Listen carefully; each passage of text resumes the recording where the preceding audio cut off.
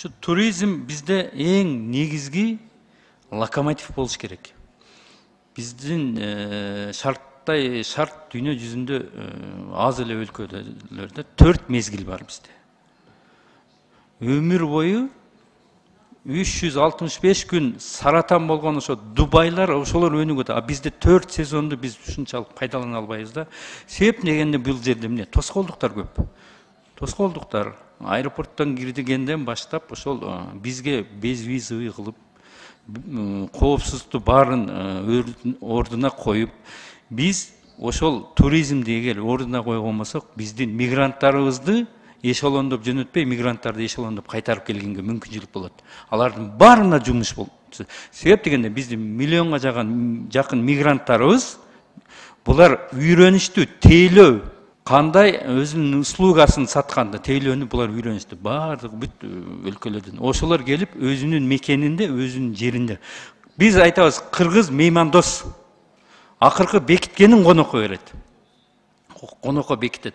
А ошону акчага сатышсын. Услуга ар бир үй өзүнүн үйүн, өзүнүн тоодогу дачасын, башкасын.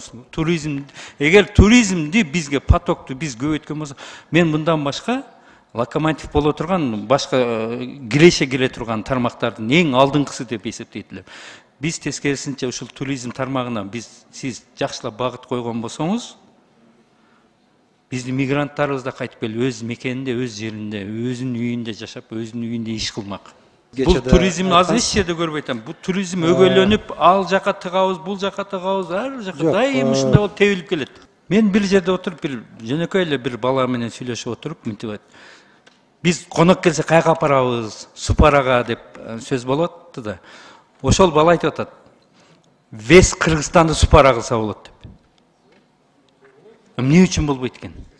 Вес Кыргызстанды. Эмне таш, жыгач, жөнөкөй, этно ушундай багытта өкмөт ушундай программалар, ушундай нерселер менен архитектура бүт бар. Ушул багытта современный этно кылып туруп, ушундай багытта иштесе, туризмди күчөтсөк, эмне үчүн болбойт? Бул багытта эч бир өкмөттүн шымалга чейин бир алдыга иштегенин байкабай келебиз. Алтараш, мен муну азыр жазып алдым. Бул боюнча мына Улукбек Тойчуевич да угуп атат азыр. Биз ушул жаатында азыр мына тиешелүү башка органдар менен өзүнчө мына сиз менен да кеңешебиз. Өзүнчө бир программа иштеп чыгалык. Анткени бул чындыгында мына Швейцария, башка өлкөлөргө барсаңыздар дагы эң кирешелүү тармак да.